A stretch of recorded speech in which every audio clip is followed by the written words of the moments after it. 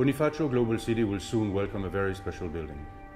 It will transform its image and become a new focal point of Manila.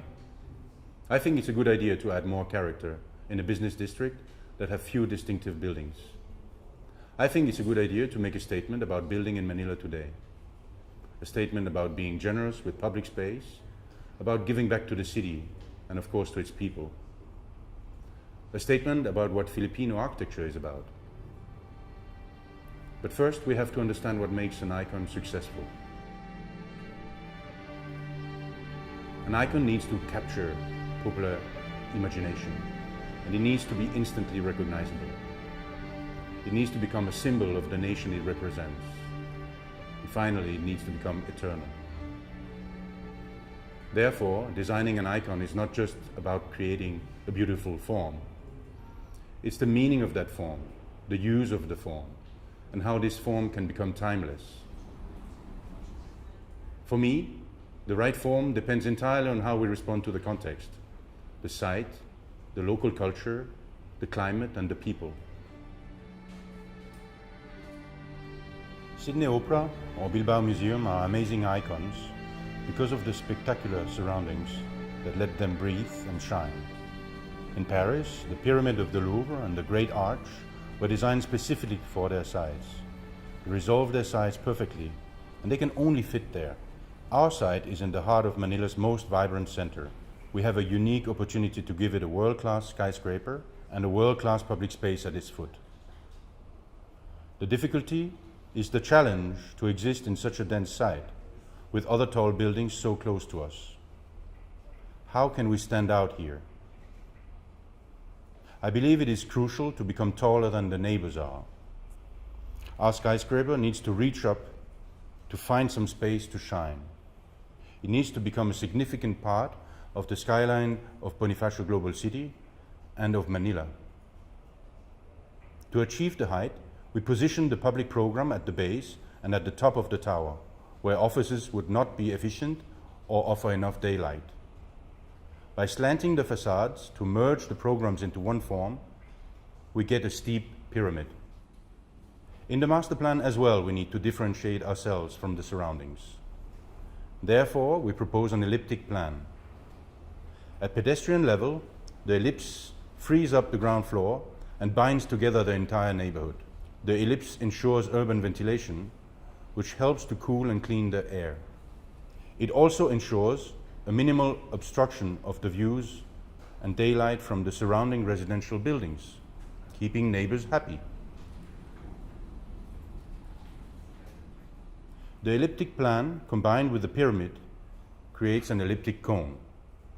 We call it the Icone Tower.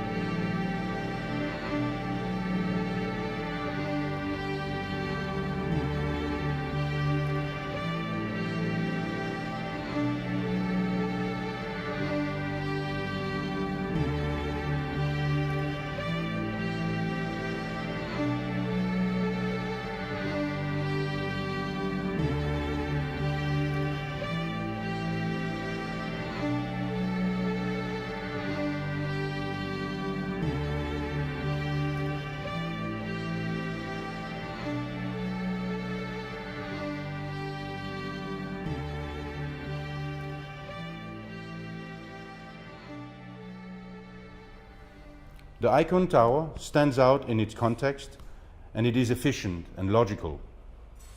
But it also has to relate to the Filipino culture.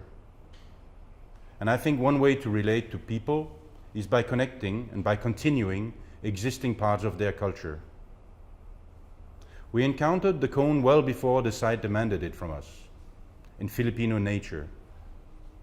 An existing icon of the Philippines is the perfect cone of Mount Mayon, a majestic volcano rising in the outskirts of Manila.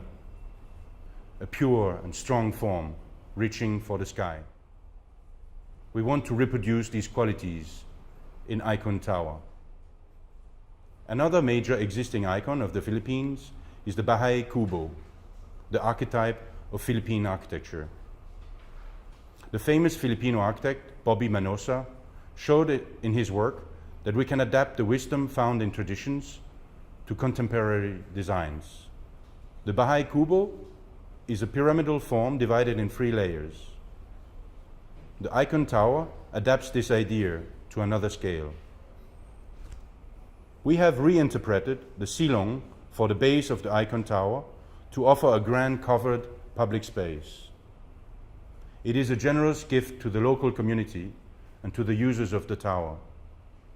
It will act as a new city center, a meeting point for people in the northern part of Bonifacio Global City. For the middle part, Icone Tower should become an exemplary workspace with comfortable daylight, generous social spaces, access to green terraces, and atriums for larger tenants. As for the top, in our project, we make it accessible to the public as well. As an observatory located in a unique, spectacular, and spiritual space comparable to cathedrals. Manila needs a vantage point that is truly accessible to public, to laymen. The many sky lounges and restaurants already located in the top of 5-star hotels in Manila are not destined for the broad public. Icone Tower will offer this space to the citizens and to the tourists. Emerging above the skyline of Bonifacio Global City is a conic spire that is distinct in form and materiality from all other buildings of Manila. At day, it will shine by its transparency. At night, a large lens will project a beacon of light over Manila and its bay. It will act as a lighthouse for Manila, giving a sense of orientation and security in the sprawling city. It will remind everyone that a vast ocean surrounds the islands of the Philippines, perhaps the most defining part of Filipino identity. We call the top of the tower the Light of Manila. Besides being an observatory with spectacular views, the Light of Manila is a grand space meant to inspire and bring Filipinos together. I hope it can gather Filipinos of all religions in a shared, peaceful, spiritual emotion, an emotion created by a space designed to elevate the mind and celebrate the light itself. The Icone Plaza around the tower is yet another generous gift to the city. And once more, it relates to something that I think lies deep in the Filipino soul, the forest. We propose it to be a dense canopy of tall, large trees, recreating beneath the shade and the ambience of a Filipino tropical forest. The dense canopy of trees also filters the views to the surrounding buildings. We do not forget popular culture or the need to be useful for people on a daily basis. Filipinos have a strong penchant for gatherings, for celebrations, and they traditionally enjoy doing those in public space. The Icone Plaza is meant to offer protected and useful space for these popular activities. Some pavilions will cater for food and drinks, animating the plaza 24/7 and creating life in the heart of the city. Our project aims to provide an architectural response to the climate as the Bahay Kubo did, but also the arcades introduced by the Spanish. It is all about creating shade and shelter around the building.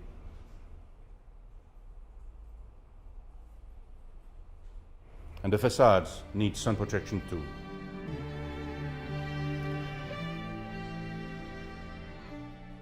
The Philippines are prone to earthquakes and typhoons. The cone is the optimum form to reduce the structural cost to resist those forces. The Icone Tower is designed to be a perfect structure. The floors span between a stepping core and an exoskeleton. The exoskeleton becomes the most expressive part of the design. It is an almost Gothic structure with arches distributing the loads. It has a very vertical expression that intensifies the celestial effect of the skyscraper, just as in cathedrals. Then there is the question of the durability of the design. The pipeline of tall buildings in Manila is full of eye-catching designs. However, true icons have to be both eye-catching and timeless.